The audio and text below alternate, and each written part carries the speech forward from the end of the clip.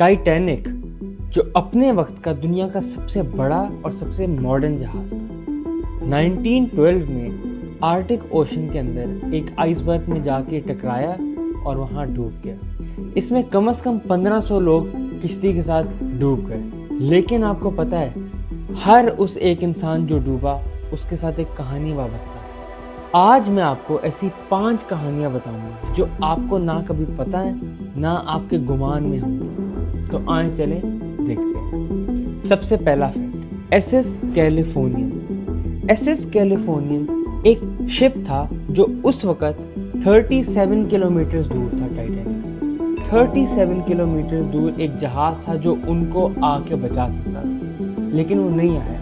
हुआ दरअसल ये कि कुछ देर पहले ही एसएस कैलिफोर्नियन ने ही टाइटैनिक को रेडियो के सिग्नल से बताया कि यहाँ आगे बर्फ के पहाड़ हैं, आप देख के चलें।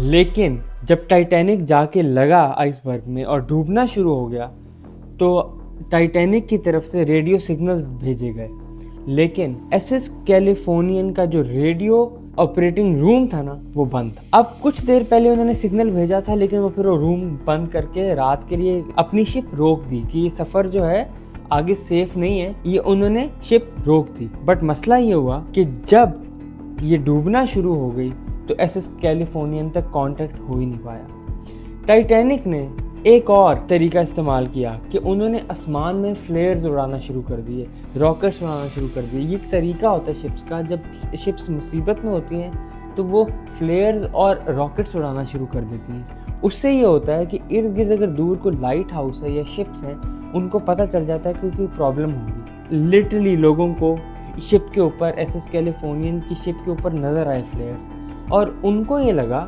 कि ये तो वहाँ पे सेलिब्रेशन हो रही होगी, क्योंकि वो अनसिंकेबल शिप थी, वो तो एक बहुत बड़ी शिप थी, तो उसको तो कोई मसला नहीं हुआ होगा, और वहाँ पे बहुत अमीर लोग थे। इसकी वजह से उनको लगा कि कोई सेलिब्रेशंस हो रही हैं और ये प्रॉब्लम नहीं है, और वो नहीं आए। कहते हैं कि अगर एसएस कैलिफोर्नियन उस रात टाइटैनिक के पास चली जाती तो टाइटैनिक में कोई भी ना डूबता। आपको मैं एक बहुत ही अजीब शख्सियत से मिलवाता हूँ। इस शख्सियत का नाम है मॉली ब्राउन।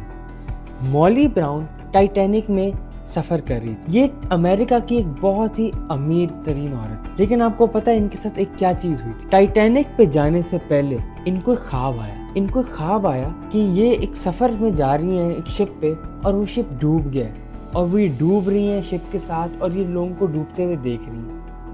ये इस ख्वाब से पसीने में घबरा के उठी और ये बहुत परेशान हुई थी। तो इन्होंने कुछ ख़त लिखे अपने ख़ानदान और अपने दोस्तों को कि मेरे साथ ये अजीबो गरीब ख्वाब आया है मुझे, और मैं बहुत परेशान हूँ। तो उन्होंने ये जवाब दिए कि आपको परेशान होने की ज़रूरत ही नहीं है, आप तो किसी पे जा ही नहीं रही हैं। लेकिन उसके कुछ दिन बाद उनको पता चला कि अमेरिका के अंदर उनका एक पोता है जो कि बहुत बीमार हो गया है, तो उनको वहाँ जाना पड़ेगा। तो उस वजह से वो टाइटैनिक का उनको टिकट लास्ट मिनट लेना पड़ा। तो जब टाइटैनिक का लास्ट मिनट टिकट लेना पड़ा तो उनको वही चीज़ जो उन्होंने ख्वाब में देखी थी, वो चीज़ उनके सामने आई। काश अगर उन्होंने किसी को बता दिया होता कि मुझे ऐसा ख्वाब आया है, लेकिन उस वक्त भी कोई इनको सीरियस तो लेता ही नहीं। लेकिन ये कितनी अजीब बात है कि डूबने से पहले एक औरत को टाइटैनिक के ऊपर ख्वाब आया था कि वो डूब जाएगी। अब जो मैं आपको एक बात बताऊंगा, आप ये सुन के दंग रह जाएंगे। टाइटैनिक पर एक फ़िरौन के ज़माने की मम्मी थी।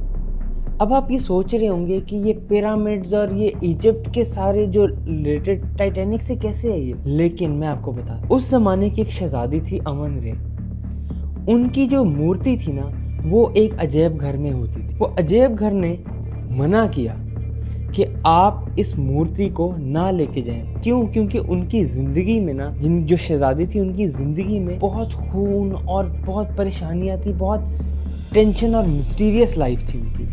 तो कहते थे कि जहाँ पे ये मूर्ति जाती है ना, वो जगह हॉन्टेड हो जाती है। तो उन्होंने मना किया, लेकिन रात के अंधेरे में आधी रात को टाइटैनिक पर वो मम्मी चढ़ा दी गई। और जब वो मम्मी चढ़ा दी गई तो अब सारे ये मानना शुरू हो गए कि टाइटैनिक जो है वो डूबी थी क्योंकि उसके ऊपर एक मूर्ति थी, एक लाश थी फिरौन के ज़माने की एक शहज़ादी की। तो आप मुझे बताएं कि आपको लगता है कि टाइटैनिक के डूबने का इससे कोई लेना देना? आपको मैं एक बहुत ही अजीबोगरीब बात बताता हूँ। टाइटैनिक के डूबने से 14 साल पहले एक किताब लिखी गई थी। उस किताब का नाम था the wreck of the Titan by Morgan Robertson.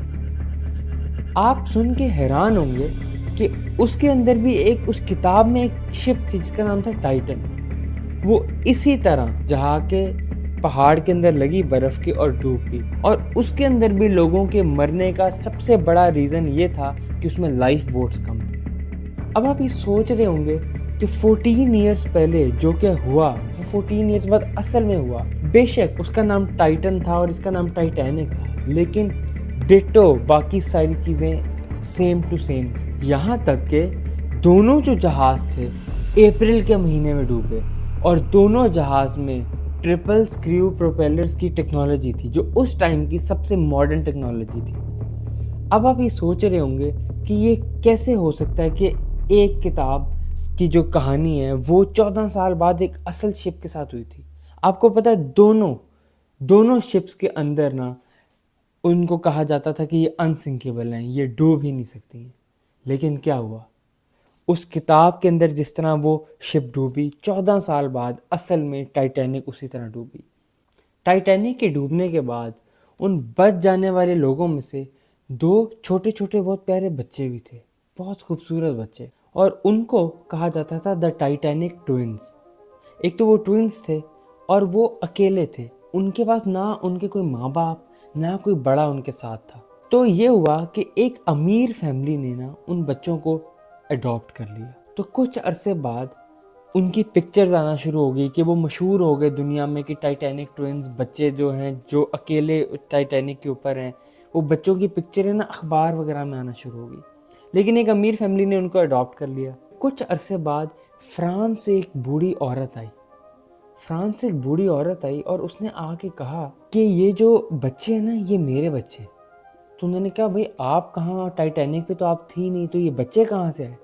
तो कहती कि एक इंसान था, एक बंदा था, लुइस हॉफमैन के नाम से जा रहा था, उसने मेरे बच्चे किडनैप किए हुए थे और वो किडनैप करके मेरे बच्चों को अमेरिका लेके जा रहा था। और वो वहां पे जब टाइटैनिक डूबी वो बंदा डूब गया, लेकिन ये बच्चे बच गए। तो सोचें, एक टाइटैनिक एक बहुत बड़ा डिजास्टर हुआ था कि हमारा इतना बड़ा दुनिया का मशहूर शिप डूब गया, लेकिन उसकी वजह से अल्लाह ताला की करनी ऐसी हुई कि जो 2 बच्चे थे उनको उनकी माँ वापस मिल गई, वरना वो किडनैप होके तो किसी और कंट्री में जा रहे थे। अगर आप इस वीडियो में अब तक मेरे साथ बंधे रहे हैं तो आप लोग डिज़र्व करते हैं कि मैं आपको एक और फैक्ट बताऊं। 5 तो पूरे हो गए, और ये जो फैक्ट है आप सुन के हैरानो परेशान हो जाएंगे।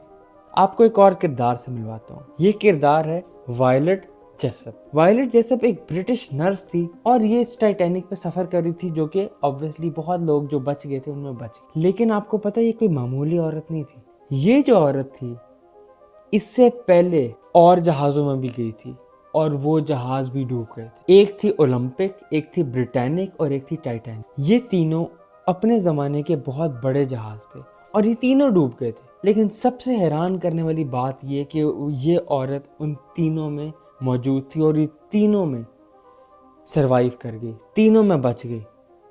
तो इसको एक्चुअली द अनसिंकेबल वुमन कहा जाता है। आई होप आपको ये वीडियो पसंद आई होगी। आपको ये जो अननोन कहानियाँ हैं इनके बारे में अगर आपको नहीं पता था तो पता चला होगा और आपने सुन के आपने एंजॉय किया होगा। अगर आपको ये वीडियो पसंद आई है तो आप इस चैनल को सब्सक्राइब कर दें। और मैंने बहुत पुराने हिस्टोरिकल जगहों पे मैं वीडियोस बनाता हूँ, तो मेरी शाही किला की एक वीडियो बनी हुई है लाहौर में, आप वो देखें, आप बहुत एंजॉय करेंगे।